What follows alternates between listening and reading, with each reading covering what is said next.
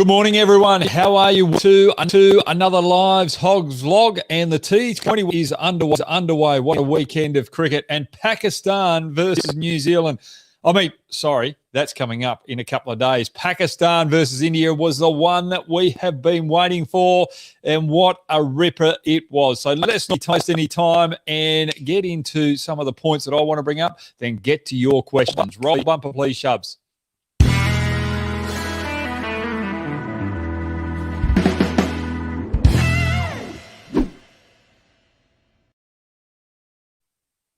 Righty-o, guys, welcome. With me today, I'm using my phone rather than my computer, try and give you a better picture. But Pakistan won by 10 wickets. That's a record win by them, and first time they've beaten India in a World Cup game as well. So some milestones there for Pakistan. Right, we're going to get straight into the talking points. Let's get to the first talking point, please, Shubs. We're not going to muck around with this. Batting in the power play. Look, I think they had to keep the momentum going their way, and Babar Azam took his time. It was Rizwan that I thought was man of the match yesterday, because he took off Babar Azam by being aggressive those initial overs. Remember, he took 10 off Boovy, and then he wanted to take down spin a little bit later. But the running between the wickets, that is something improved with Pakistan cricket. Their fielding has improved as well. But that dedication, the quickness between Rizwan and Babar Azam, turning ones into twos, was incredible, and they put the pressure right back on India. So for me, finished extremely well, but Rizwan was the momentum going, and the pressure off Babar Azam. And if you in the initial overs or in those middle overs when Chakravarti came on, now that was the key to get this breakthrough. And Rizwan took him on with a sweep shot, hit him for 6. That put Varun off for Varun Chakravarti. And then a couple of balls later, he was slightly short of Azam, and Babar Azam was able to capitalise. So don't forget or don't miss the efforts of Rizwan, and that's what partnerships are all about. One being the aggressor, taking the pressure off the other player, and Babar Azam's job was to bat through the innings, and lucky Rizwan did it as well. SHAHEEN Afridi, that's our second talking point. Whip it over to there, Shubs. He was just too good. Now, this was the worry for me. SHAHEEN Afridi and Ralph, for that matter, two explosive youngs. I just felt that the emotions might get to them, and it was good that they were able to bowl first, so they didn't have to sit in the change rooms and wait for their opportunity a little later on the game, and the tensions build up even more. But he was just on the money from ball one. It was just a sensational of left arm fast bowling up front, and the matchups between him and Rohit Sharma and Virat Kohli were the keys for me. But the big wicket of Rahul, getting Rahul out early too, with that rip snorter of a delivery, was unbelievable. I just want to say one thing about Virat Kohli there in that initial power play with SHAHEEN Afridi on top. That shot that he hit him back straight over the head, I think it was in the third over of SHAHEEN Afridi's spell. That was just counter-active play. It was awesome cricket to watch. And even Surya Kumar Yadav playing that pull shot for 6 off SHAHEEN Afridi, that was just courageous cricket, aggressive cricket. And if both of them got out on those particular deliveries, everyone would have been screaming about it. But at some stage, India had to take a risk, and that's the pressure SHAHEEN Afridi put on with those early wickets, but the pressure bowling as well. And he was helped by Imad Wasem out the other end. Final talking point, the context between India and Pakistan contest. There's a lot of want to bring up. Hopefully someone will bring those up in the questions, but there's one little bit of byplay that I want to talk about. I loved how the crowd were interacting with each other. There are Indian and Pakistan supporters there that are living in the UAE. The players out in the middle, the way that they were interacting, the way that they were talking, shaking hands afterwards, just shows that there's good camaraderie between the peoples of both India and Pakistan. And that's what about bringing the cultures together. And that was the big thing for me. Just two nations that have got so much political stress amongst each other, coming out, playing cricket, and joining together to enjoy our great game. And it's good to see all the cricketers are friends. And I love the way that MS Dhoni and Virat Kohli were respected by Pakistan teams, and they were just sitting around just having those discussions afterwards. That's where you learn the game. All right, before we get to the first question, there was one particular point yesterday where the game was blown out and Pakistan won the game. And I reckon it was the matchup between Pant and the spinners in those middle overs. Shadab Khan came on. I think it was about the 11th over or 12th over. I can't quite remember. Or might have even been the 10th over just after the break. But Shadab Khan was very nervous bowling to Rishabh Pant. Bowled down the leg side, first two balls. Then someone came and had a chat to him, called him down, bowled the wrong one. Pant took him on, and normally he hits those for 6, but top edge out. And that particular moment was the turning point for me of the game. All right, got that over and done with in 6 minutes, you beauty, because I want to get to your questions because it was such a good game. And it's your teams that were playing. So I want to hear what you guys have got to say. Can you get that first question up, please, Shubs? Okay. Ajinka Deshpande, how are you going? Thanks very much for the contribution there, mate. Good morning, Hoggy. Good morning to you. It was to play unfit Hardik and leaving out experienced Ashwin. What would you suggest India moving forward? For me, I thought it was a big mistake playing Hardik Pandya. I don't know whether you would have gone with Ashwin. I think they needed the extra batsman. The only other way I would have gone was have Thakur come in and replace him with probably Shami, and then have Ashwin, and then you've got that extra bowling depth, and you've got a good mixture of spin and pace. With Thakur and have Jadeja batting out 6th. Then you have Thakur coming in out 7 and Ashwin coming in out, or vice versa. Then you're not missing out depth, but you're adding extra bowling depth. That is a very opinion there, Ajinka.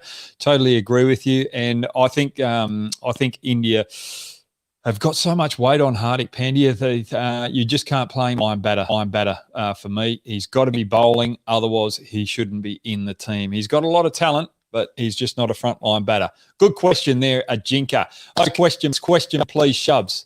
All right, we're moving along. Rick Smith, how are you going, mate? Do you think that India got too complacent due to the hype around them being favourites to do well, as their record is good against Pakistan? For me, if I look at it, this is a very good question. If I look at the whole scenario, I don't reckon India were complacent. I think the pressure was all on India to keep that record intact. Now, if you looked at the way that things were going out in the middle, wickets were tumbling, SHAHEEN Afridi was on top of the opposition.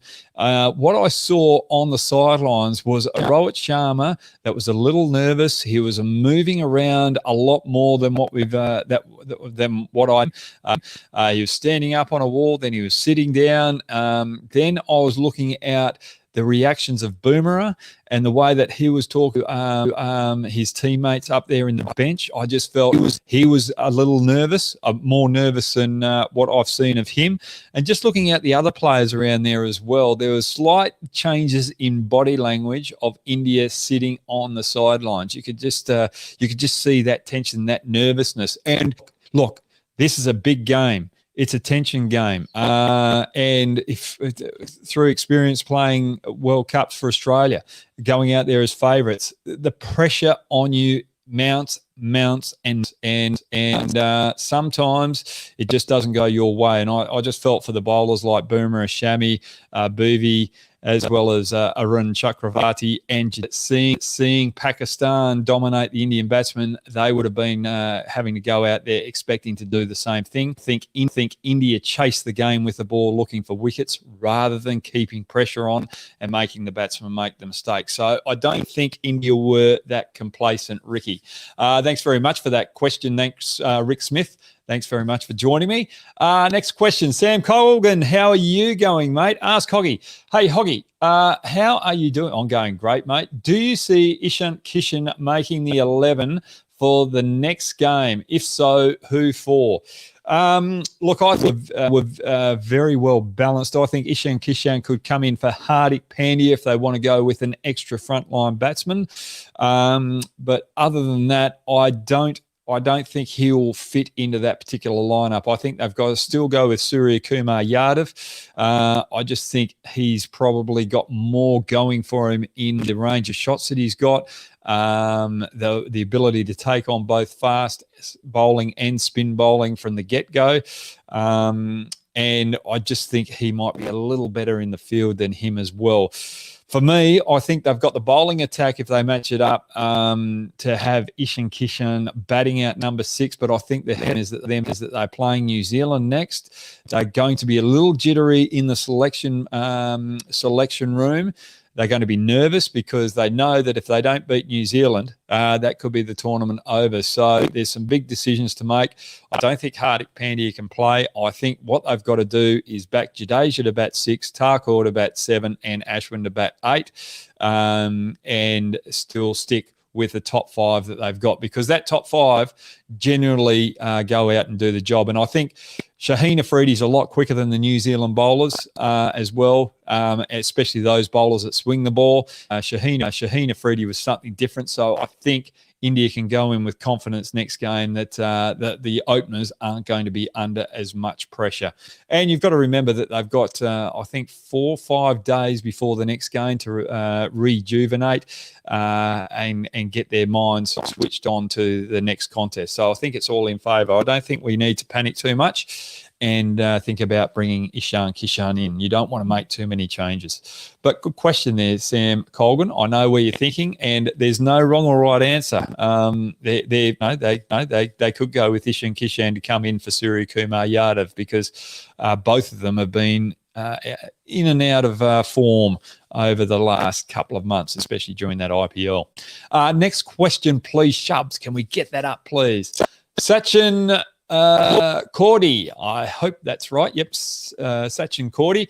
What mistakes India did while fielding? Did the pitch behave very differently due to the factor? Oh, that's a very good question, Sachin. And this is something that I want to bring up in the preview before the questions come out. But I was hoping for a question like this. For me, I felt India chased the game. I thought they were tactically outplayed by Pakistan. For me, I think the matchups to Rizwan and Babar Azam was getting Jadeja on early, because they struggle against leg spin bowling, these two. Jadeja's not a leg spin bowling, but what happens with the leg spinners is that straighter one gets them out LBW. And now Jadeja's that type of bowler that's turning the ball away from them, but with that new ball, they'll be looking for that spin to go away, but they will also be worried about the one going straighter on, and that could have been a little bit tentative. So Jadeja bowling the second over, thought Bhuvneshwar after his first over, the last couple of balls he bowled, he looked as though he'd got back in the contest and started to pressurise Rizwan. I thought they could have gone with him for a third in that third over and bowled in 2 overs and asked Rizwan, right, well, Boovy looks as though he's starting to get your measure now. He's starting line and length. Are you going to take him on again? So that was probably the tactical area in the bowling section that India could have changed. And look, I thought India were right into the contest, right to the end. The other probably issue that they probably had was Chakravarti bowling him in the power play. I know he does it for the IPL, but in those middle overs, that's where the game was going to be won by India. And if they got a couple of wickets around about that 8th, 9th over with Chakravarti and three overs up his sleeve, then it's on, because there would have been a lot of pressure on that lower order in such a big game. So for me, it was more tactical, not so much the conditions. And I just thought that the Indian bowlers were chasing wickets rather than just bowling that tight back of the length, top of off stump, where it was the hardest to hit on that particular pitch. Good question there, Sachin. Absolutely love that. And thanks for joining me. Next question, please, Shubs. Here we go. We've got Tom Hinto. How you going, mate? Do you think a right-hand, left-hand combination is essential for India for opening?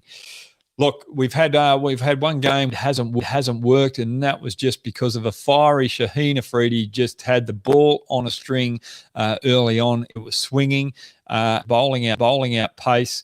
For me, actually, going back to, I don't think you need to change the left-hand, right-hand combination as much as you'd love it.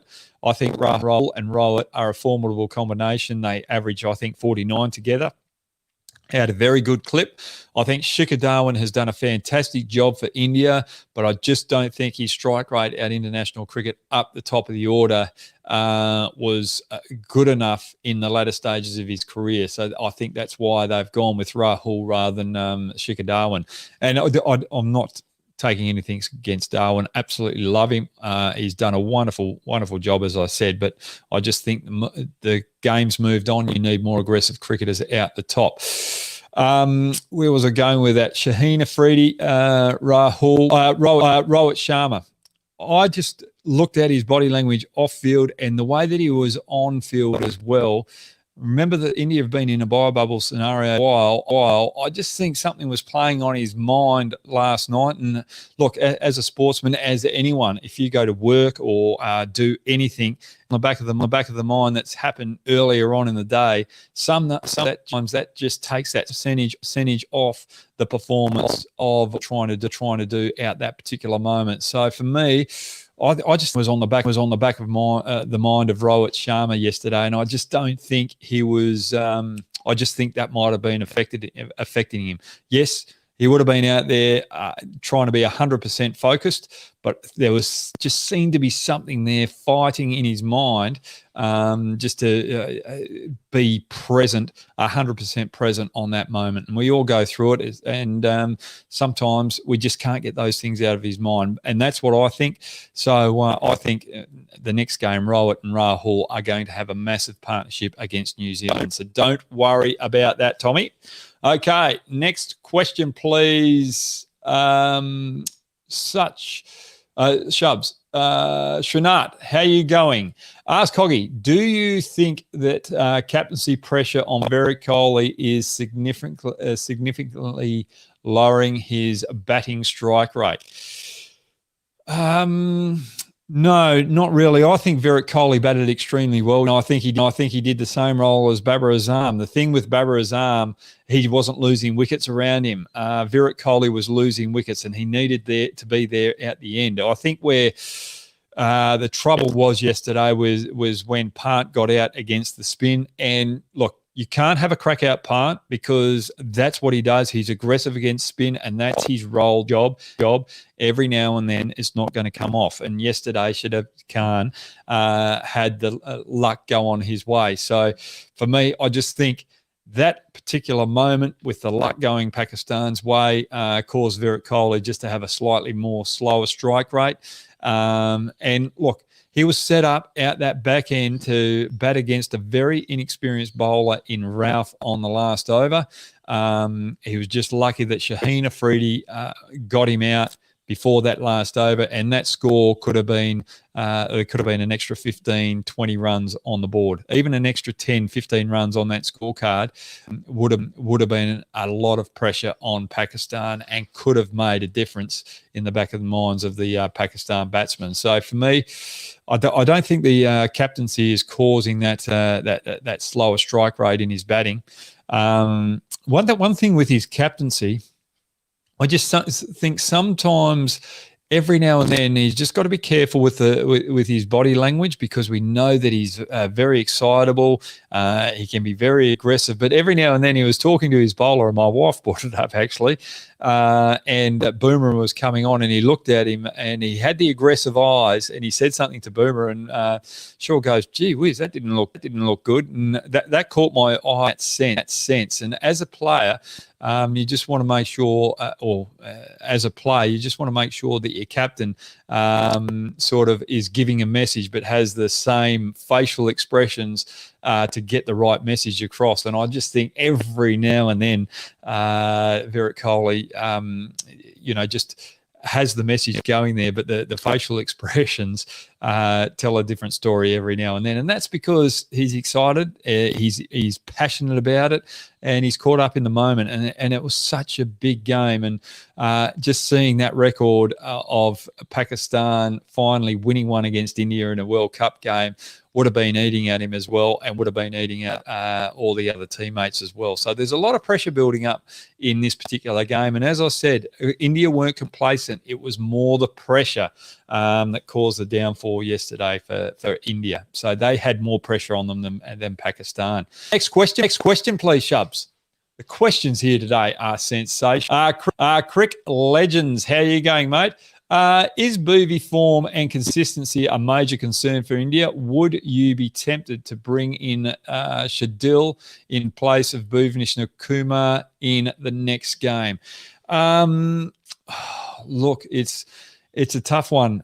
I just think Bhuvi's done such a great job over the years. He's when he gets a swing, he's really on song. Now, today he was pitching it up. Remember, Mitchell Starc pitched that first over up against South Africa as well, looking for the ball to swing. Now, swing bowlers, they want to try and get as much swing as they can with that new ball. That's the strength, and that's the opportunities that present wickets against opposition batsmen, with batsmen trying to be aggressive out that type of bowling. He went to that game plan. It didn't. One thing that I liked about Bhuvi rather than Starc, and I like to bring that as well, is that Bhuvi brought the length back and put pressure back on Rizwan out the back end of the over. Mitchell Starc didn't do that. Now, Bhuvi summed up the conditions. I thought those last two balls that he bowled in that over warranted him another over the next over, because you needed to utilise him with that new ball. And I thought that could have been a little bit of a technical blunder. I still think he's got the skills. I still think it was a pity that he didn't bowl much in the back end yesterday to see what he's like under pressure. But I think he's got the skills at international level to do a job for India. And don't write him off, because I still think India are truly in this competition. It's going to be a good game against New Zealand. Right, guys, they've got Afghanistan. Get it right, Hoggy. They've got Afghanistan against Scotland tonight. The matchup that I'm looking forward to there is there's Ross from the Associates of Scotland that's very good against spin. I want to see how he goes against Mujeeb Rahman and Rashan. That's a little contest in front of in the test. I think Afghanistan are going to win quite easily, but well done to Pakistan and well fought by India. It was a great contest, and I still think these two now are going to be in the semi-finals at the end of the tournament, and probably will play in the final. It's really set up for that matchup. Thanks, guys, for joining me. Stay safe and keep enjoying the T20 World Cup. Loving it.